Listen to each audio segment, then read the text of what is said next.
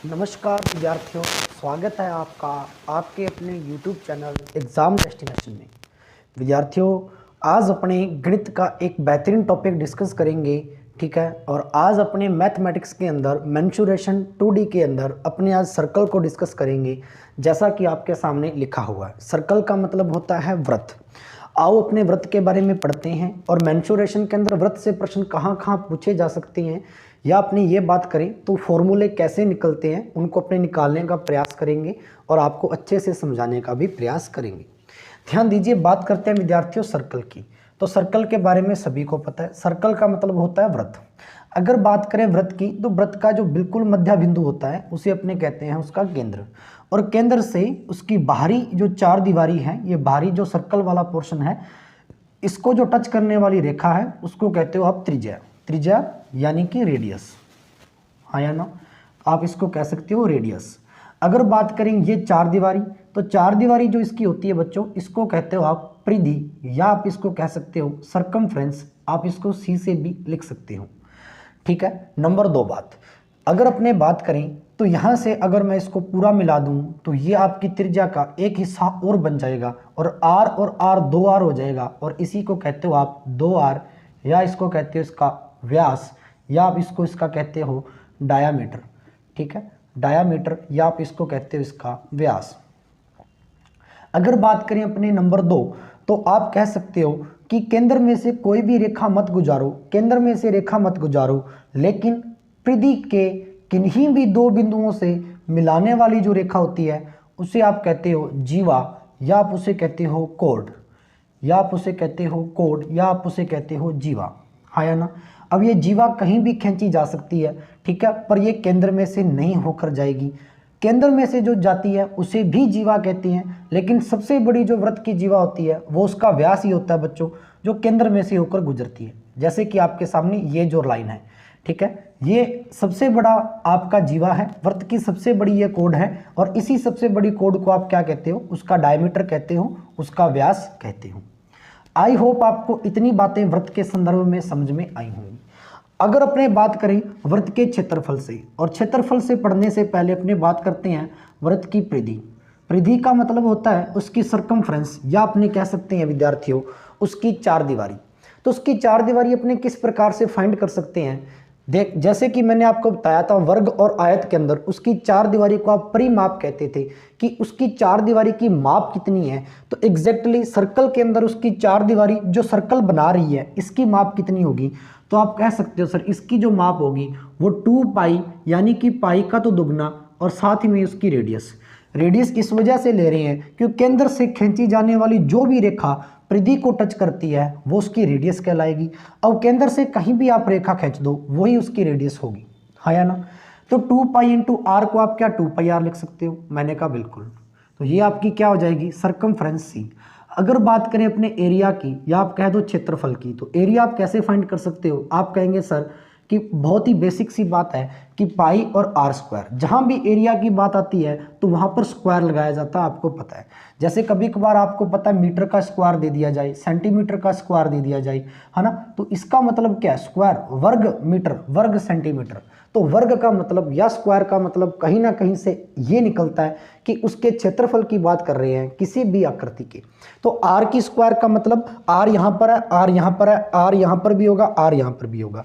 और इसका अगर बीच वाला अपने को पोर्शन फाइंड करना है, बीच वाला ये जो शेडेड पोर्शन है इसी को अपने एरिया कहेंगे, तो क्या आर की स्क्वायर लिख सकते हैं क्या। और पाई तो इसकी माप को बताता है पूरा पूरा, पाई की वजह से तो सर्कल बन रहा है, तो पाई आर स्क्वायर। यहां तक बातें आपको समझ में आई होंगी। अगर मैं इसी पूरे सर्कल को काट दूं, जैसे ये मेरे पास सर्कल था और इसको मैं बीच में से काट दिया और ये इस प्रकार से बना, तो आप कहेंगे सर इसको कहोगे आप अर्धवृत्त कहोगे, आधा वृत्त हो गया, या आप इसको कहोगे सेमी सर्कल। तो थोड़ा सेमी सर्कल के बारे में समझ लेते हैं विद्यार्थियों, सेमी सर्कल, या आप इसको कहोगे अर्धवृत्त। तो आपसे पूछेगा कि अर्धवृत्त का क्षेत्रफल कितना होगा, तो अर्धवृत्त का क्षेत्रफल कितना होगा, बीच का हिस्सा। तो आप कहेंगे सर पाई आर स्क्वायर पूरा होता है, और इसका अगर हाफ कर दिया जाए तो क्या अर्धवृत्त का क्षेत्रफल आ जाएगा क्या, तो बिल्कुल पाई बटा 2 इंटू आर स्क्वायर, ये हो जाएगा आपका क्षेत्रफल किसका, आपके सेमी सर्कल का।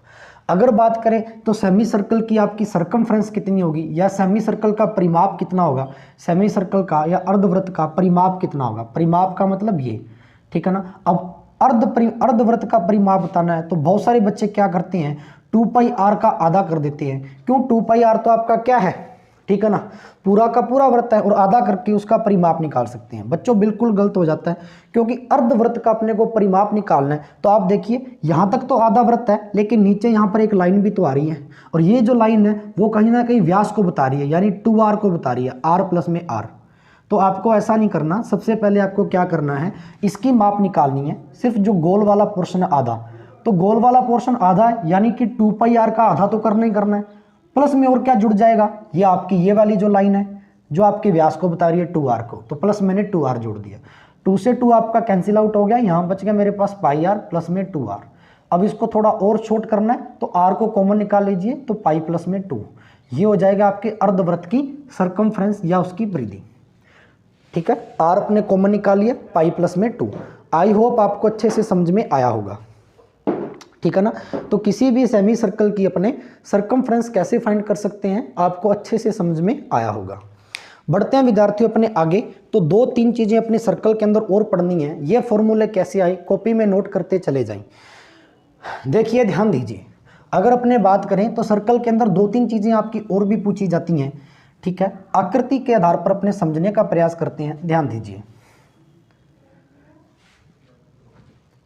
जैसे आपका एक सर्कल यहाँ पर दिया हुआ है, सर्कल अपने पास एक गिवन है छोटा सा, और ये इसका क्या है मेरे प्यारे बच्चों, इसका सेंटर पॉइंट। अब आपसे क्या पूछेगा इस प्रकार से, ये आपका क्या है, एक सेगमेंट है, एक हल्का सा हिस्सा काट दिया। अब ये हिस्सा यहाँ से भी काटा जा सकता है, यहाँ से भी, ठीक है। अब ये अर्धवृत्त नहीं है, अर्धवृत्त तो तब होता जब उसके सेंटर में से उसको काटते, आधा आधा डिवाइड करते।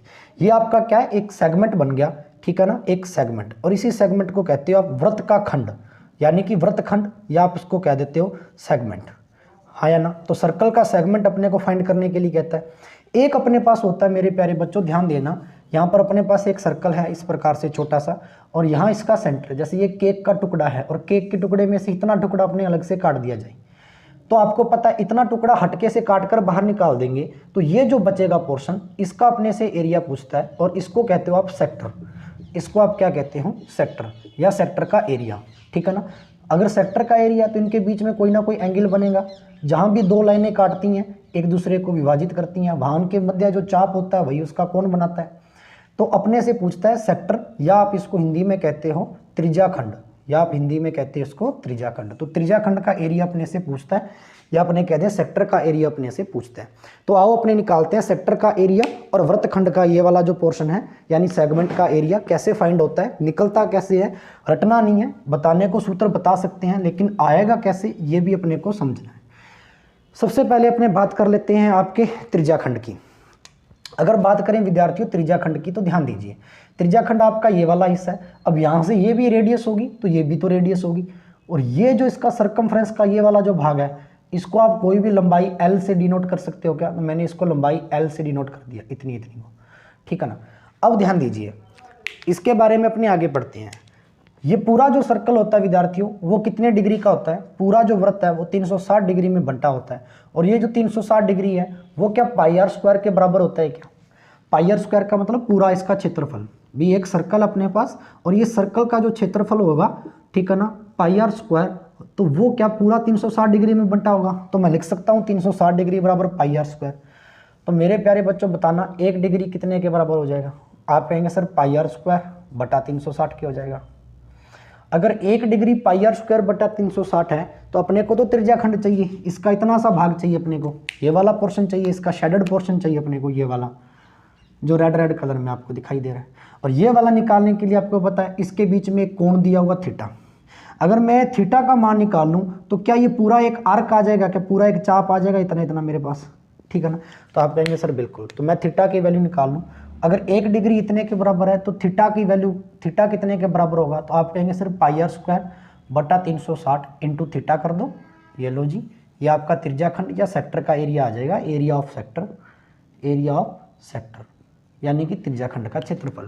तो त्रिज्याखंड का क्षेत्रफल आता कैसे है, पता चला क्या, तो याद रख लेना पाई आर स्क्वायर बटा 360 इंटू थीटा, या पाई आर स्क्वायर थीटा बटा में 360। यहाँ पर थीटा की वैल्यू गिवन देगा, रेडियस अपने को देगा, और अपने से त्रिज्याखंड पूछेगा, ठीक है ना, आपको ये बात अच्छे से समझ में आई होगी। लेकिन अभी वो क्या पूछ रहा है, अभी आपसे एरिया नहीं पूछ रहा। एरिया के बाद में अगर वो आपको एल की वैल्यू पूछ ले, यानी ये आपको लंबाई यहाँ पर दे दी जाए, ठीक है ना, जैसे अपने इसको हटके से एक डायग्राम बना लेते हैं। ये आपके पास एक सर्कल है और ये इसका क्या है विद्यार्थियों, इसका त्रिज्याखंड है, और त्रिज्याखंड की ये वाली आपसे लंबाई यहाँ से पूछ रहा है। विद्यार्थियों लाइट चली गई है, लेकिन आई होप आपको अच्छे से दिखाई दे रहा होगा। थोड़ी सी असुविधा के लिए खेद है, लेकिन आप अच्छे से ध्यान से देखते रहें। अपने को कंटेंट से मतलब है, कंटेंट आपको बोर्ड पर अच्छे से दिखाई दे पड़ रहा होगा, ठीक है ना। तो ये अपनी लंबाई है, अपने को यहाँ पर एल की वैल्यू दे देता है और बीच में अपने पास थीटा है कोई ना कोई वैल्यू, और ये अपने पास रेडियस है, ये ओरिजिन पॉइंट इसका ओ है। अपने से एल की वैल्यू देकर और त्रिज्याखंड का क्षेत्रफल पूछ ले तो ध्यान देना, एल की वैल्यू अगर अपने को गिवन कर दी जाए तो भी कोई दिक्कत वाली बात नहीं है। देखो पूरा का पूरा ये जो आपके पास था वो क्या पाई आर स्क्वायर था क्या, ठीक है। पूरा वृत्त का क्षेत्रफल पाई आर स्क्वायर है, क्योंकि पूरे वृत्त के क्षेत्रफल में तो त्रिज्याखंड निकल कर आया है, हटके से अपने इस केक का टुकड़ा काटा है। और ये जो लंबाई है इसकी यहाँ से लेकर यहाँ तक, ये किसका हिस्सा है, तो आप कहेंगे सर ये वृत्त की परिधि का हिस्सा है। ये जो लंबाई है इतनी एल मैंने ली है, इसका इतना टुकड़ा, तो ये इसकी परिधि का हिस्सा सर जी, ये इसकी परिधि का हिस्सा है।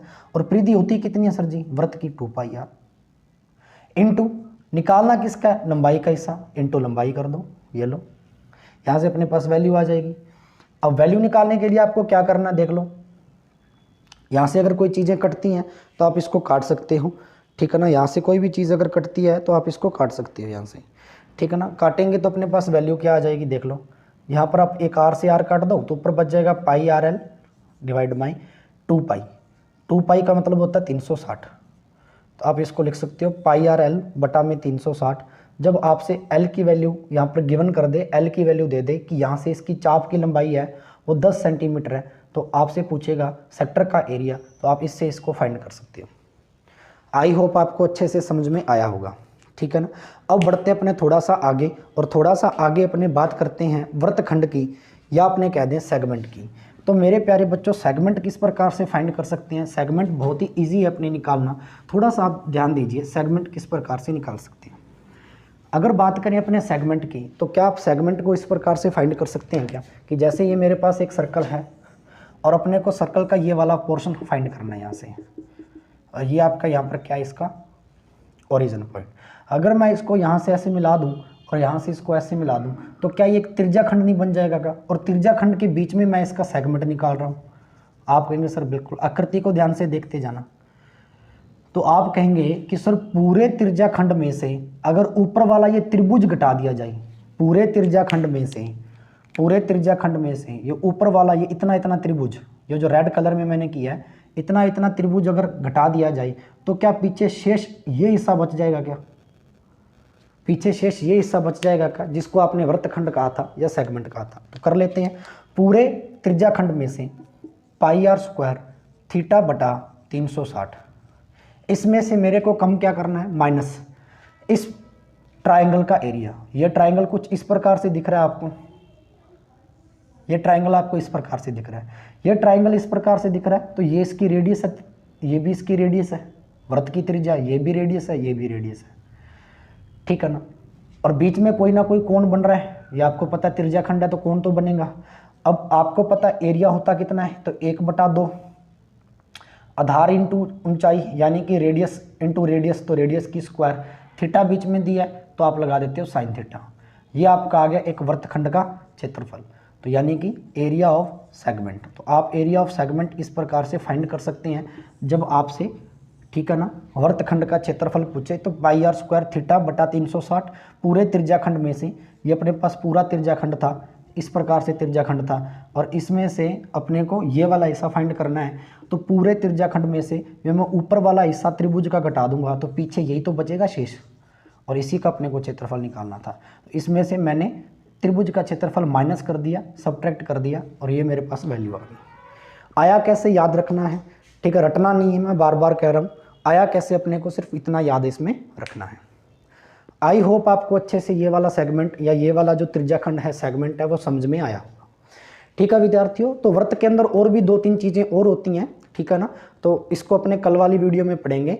इसके बाद में नेक्स्ट वीडियो के अंदर अपने बेलन को डिस्कस करेंगे, सालेंडर को डिस्कस करेंगे, और साथ ही साथ मैं व्रत का कुछ हिस्सा आपको और पढ़ाऊंगा जिसमें 2 या 3 व्रत एक दूसरे के साथ में मिलाकर रख दिए जाएं, तो उनके बीच का आपको छायांकित भाग या शेडेड जो पोर्शन है उसका एरिया कभी कभार पूछ लेता है एसएससी लेवल के एग्जामिनेशंस में। ठीक है विद्यार्थियों, आई होप आपको अच्छे से समझ में आया होगा। अब इससे संबंधित आपको अपनी पुस्तक में से प्रश्न करने हैं, मेंसुरेशन में, व्रत में से, ठीक है ना। और कमेंट बॉक्स में आपको बताना है कि प्रश्न हल हो रहे हैं या नहीं हो रहे हैं। वीडियो अच्छी लगी हो, समझ में आया हो तो ज़्यादा से ज़्यादा वीडियो शेयर करना अपने अन्य विद्यार्थियों की ओर, और चैनल को करना है विद्यार्थियों सब्सक्राइब। आज के लिए इतना ही, अलविदा, मिलते हैं नेक्स्ट वीडियो में।